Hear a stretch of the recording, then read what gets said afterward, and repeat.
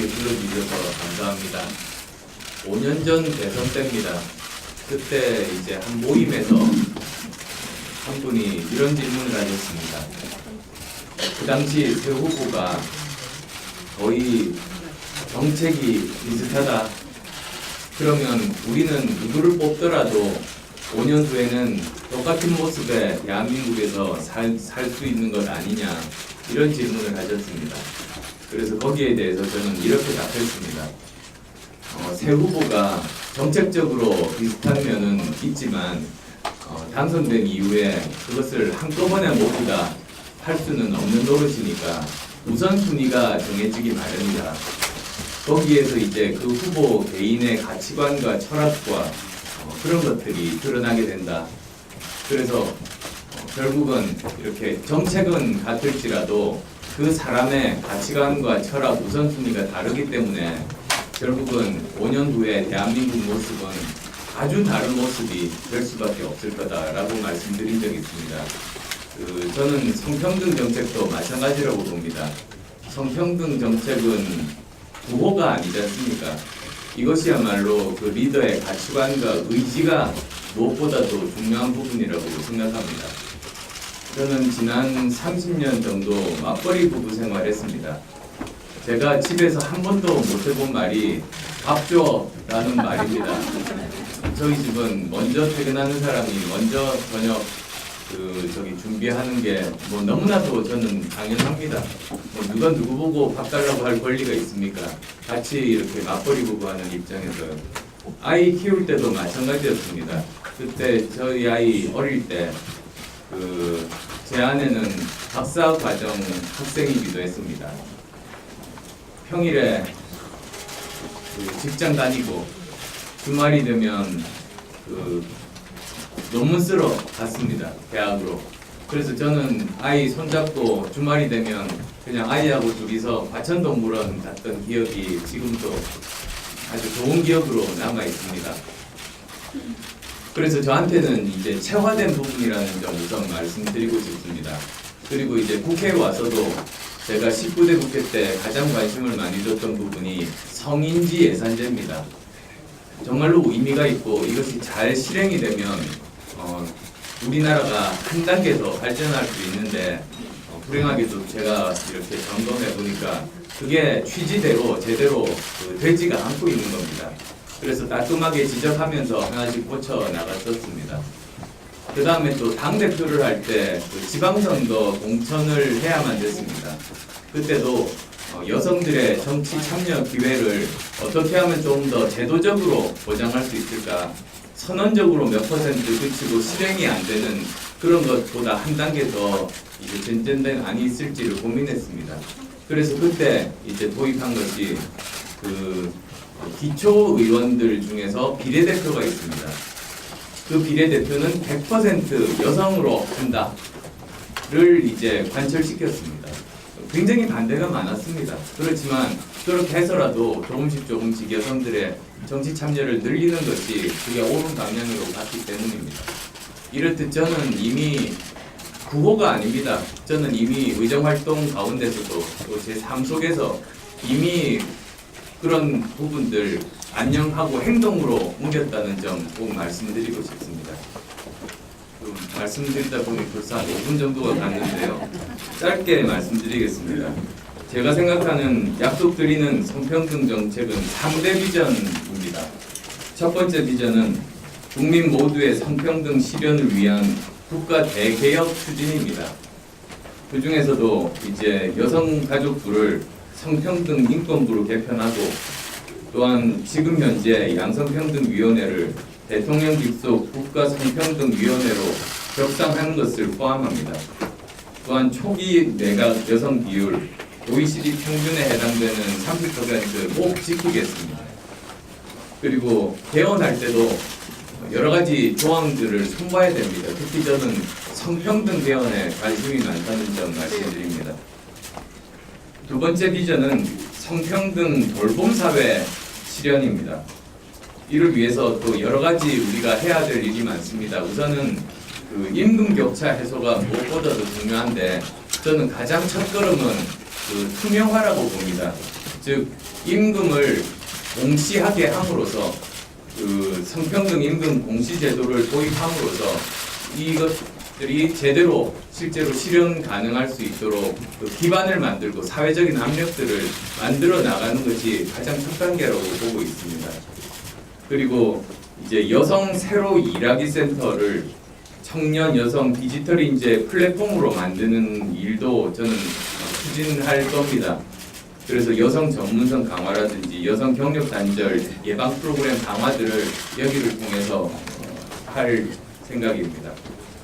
그리고 무엇보다도 이제 그 가족 돌봄 휴직 기간을 90일에서 180일로 확대하는 것, 그리고 또 돌봄 사회 기본법 제정도 있습니다. 그 다음에 이제 육아휴직 제도인데요. 성평등 육아휴직 제도 도입하겠습니다. 육아휴직 사용하는 남성, 여성 모두에게 육아휴직 초기 3개월 소득 대체율 100%, 그리고 또 상한액 200만 원으로 올립니다. 또한 나머지 이제 9개월간은 소득 대체율 60%로 상향하고 상한액 150만 원, 이 저희들 공약입니다. 또한 현행 배우자 출산휴가를 30일로 확대하는 것 등이 되겠습니다.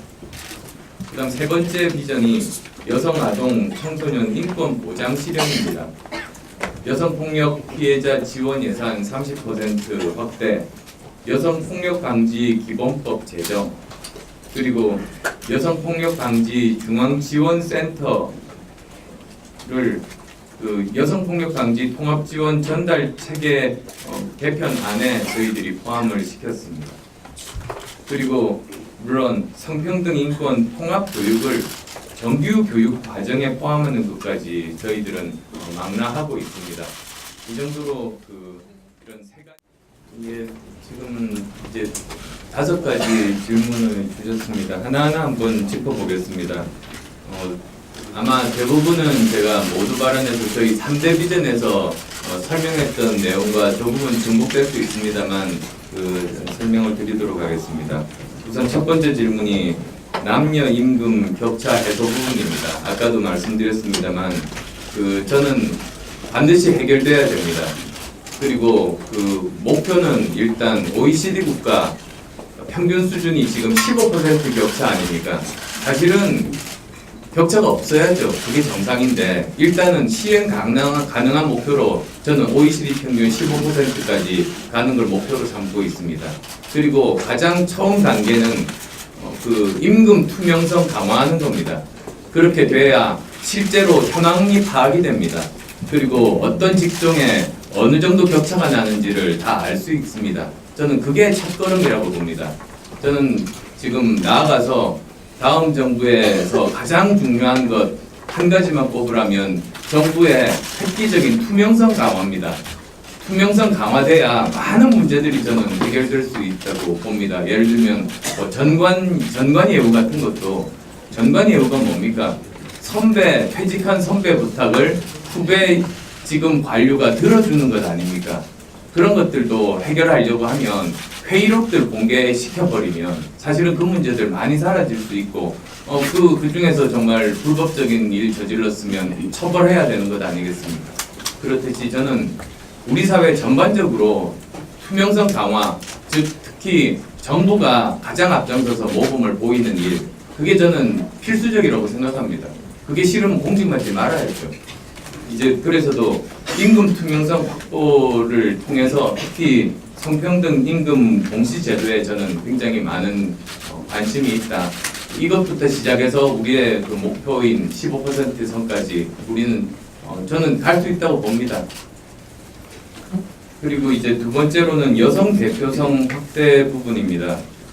말씀드렸습니다만 지금 이제 장관급 1명, 그 다음에 국회의원 17% 굉장히 부끄러운 수준 아닙니까? 이것도 역시 마찬가지로 남녀 비율대로 동수 그리고 동일 비율로 가는 것이 사실은 그게 너무나 자연스럽고 정상적인 상황입니다. 그런데 지금 이제 일단은 목표를 세워야 되지 않습니까? 그래서도 일단은 저는 취임하자마자 내각을 구성할 때 반드시 저는 OECD 국가 평균의 30%를, 그러니까 내각의 30%를 여성으로 하겠다 분명히 말씀을 드렸습니다. 그리고 이 목표도 남녀 동수 내각입니다. 그 다음 지금 또 국회의원 숫자도 30%라고 되어 있지만 지켜지지가 않고 있습니다. 그런데 그 중에서 많은 부분들이 보면 공천 문제가 있습니다. 그리고 공천에서 특히 이제 계파 정치 때문에 이것이 잘 안 지켜지고 있는 겁니다. 계파 정치가 뭡니까? 끼리끼리 나눠 먹는 겁니다. 그러다 보니 자기 친한 사람들을 우선으로 하다 보니까 그런 계파 정치로부터는 그런 폐해에 물들지 않은 참신한 시민들의 정치 진입이 오히려 원천적으로 막혀 있는 것 아니겠습니까? 그래서 이 부분도 저는 두 가지로 접근하는 것이 옳다고 봅니다. 하나는 국민들이 공천을 할 수 있게 하는 겁니다. 그래서 오픈 프라이머리 제도를 도입을 합니다. 그런데 또 그것만으로 하다 보면 아무래도 또 사회적인 약자라든지 여성의 진출이 또 그것만으로 보장되는 건 아니지 않습니까? 그래서도 이제 추가적으로 그 장치를 두는 겁니다.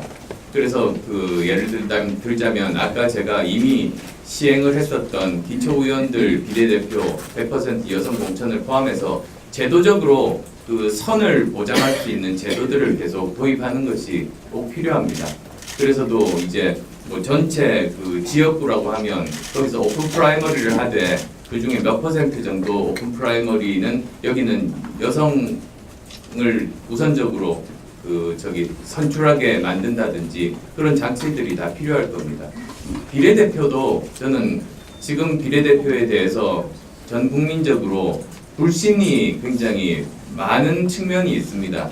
여기가 또 계파 정치에 따라서 출석이 잘하는 사람들이 오는 것이 아닌가 하는 국민들의 불신들이 있는 겁니다. 그래서 이 부분도 개방형 비례대표제, 즉 국민들이 순서까지도 뽑는 그런 방식들을 생각하고 있습니다만 그 경우에도 여성, 남성 이렇게 나누고 사회적인 약자 미리 어느 정도 구획을 나눠가지고 최소한의 인원들은 꼭 보장될 수 있게 만드는 방법, 이런 것들이 제도적으로 필요합니다. 5가지 질문을 주셨습니다. 하나하나 한번 짚어보겠습니다. 아마 대부분은 제가 모두 발언해서 저희 3대 비전에서 설명했던 내용과 조금은 중복될 수 있습니다만 설명을 드리도록 하겠습니다.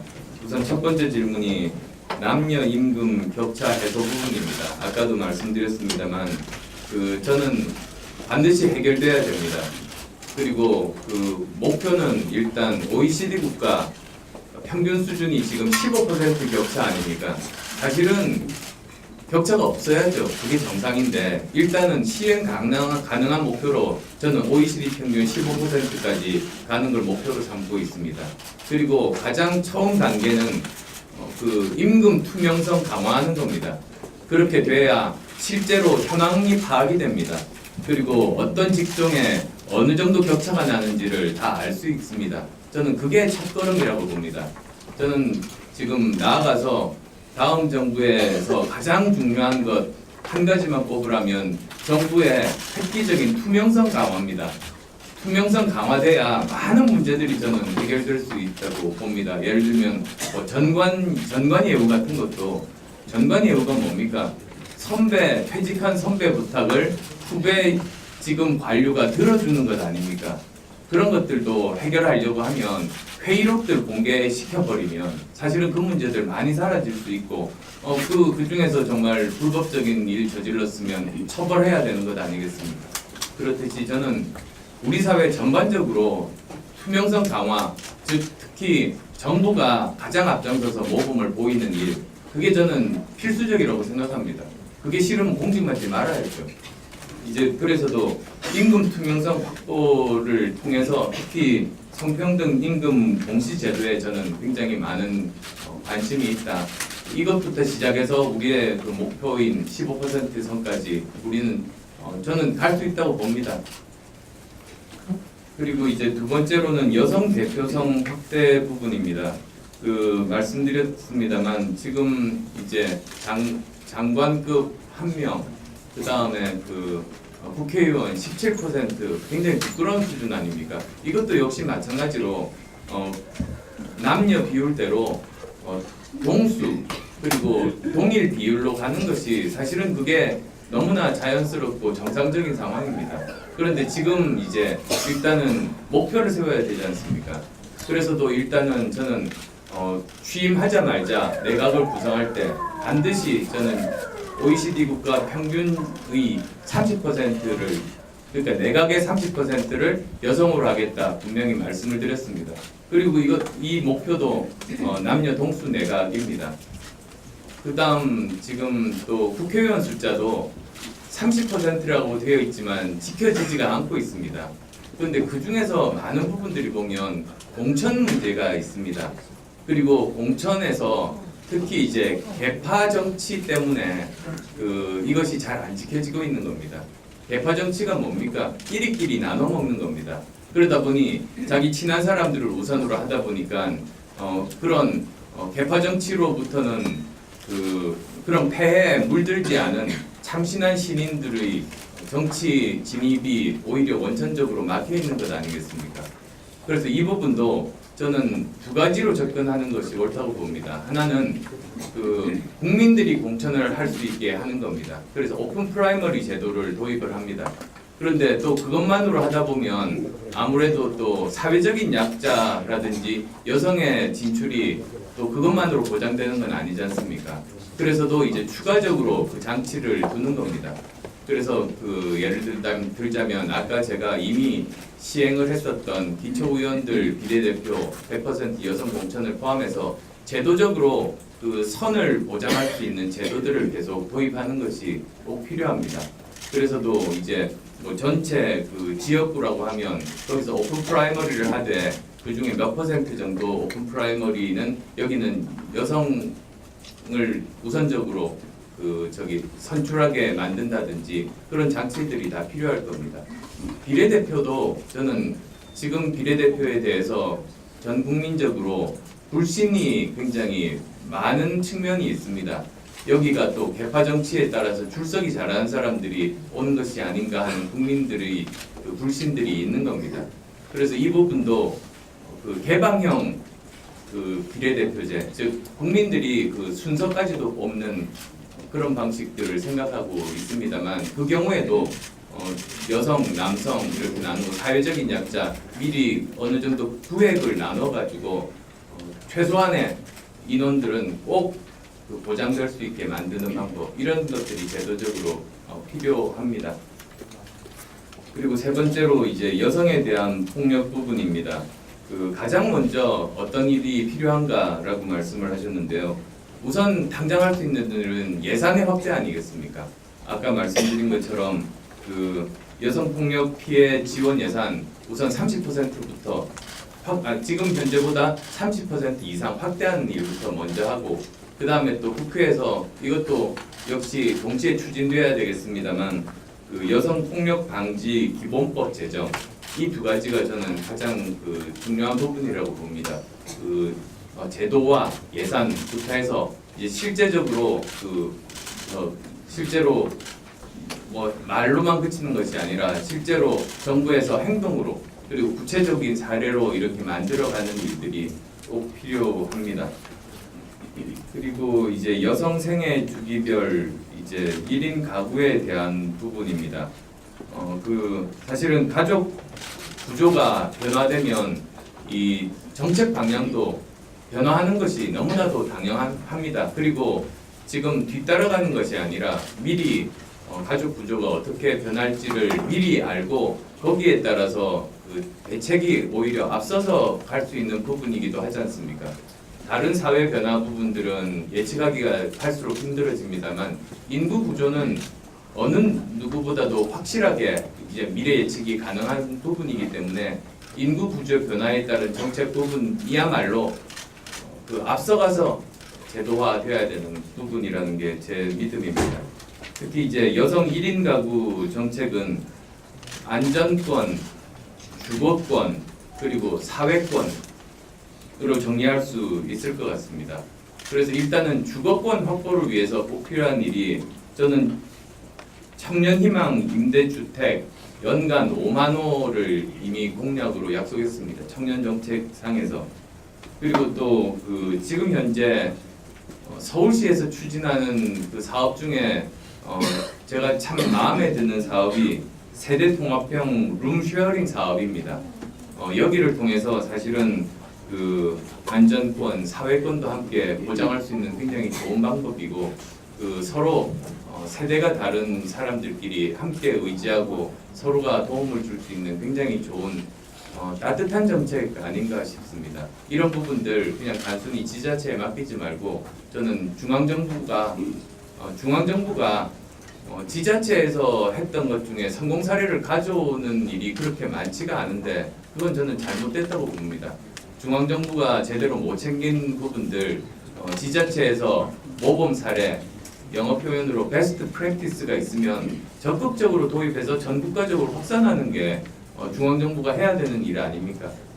그래서 항상 중앙정부가 자기가 먼저 기획해서 말 잘 듣는 지자체나 단체에 돈 주는 그런 관행에서 벗어나서 이제는 각 지역마다 여러 가지 다양한 실험을 자율적으로 해서 그 중에서도 성과가 있는 부분들을 정부가 묵묵히 뒤에서 지원해주는 그런 식으로 완전히 정부의 운영 기조나 철학이 바뀌어야 된다는 게 제가 가진 근본적인 생각이라는 점 말씀드립니다. 좀 줄여주시고요. 서양으로 들어가셔야 되기 때문에 그리고 일정이 바빠서 성평등 추진 체계에 대해서 이제 역시 또 아까 말씀드렸습니다만 저는 성인지 예산제에 굉장히 관심 많다는 점 다시 한번 더 밝힙니다.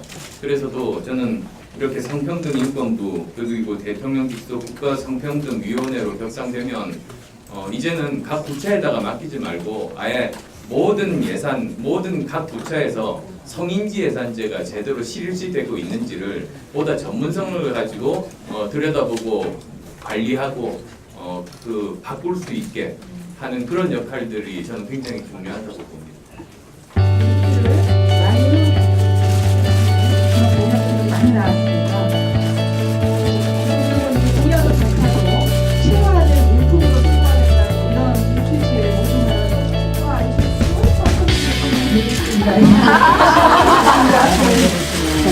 국민 여러분, 저 안철수 성평등 대통령 되겠습니다.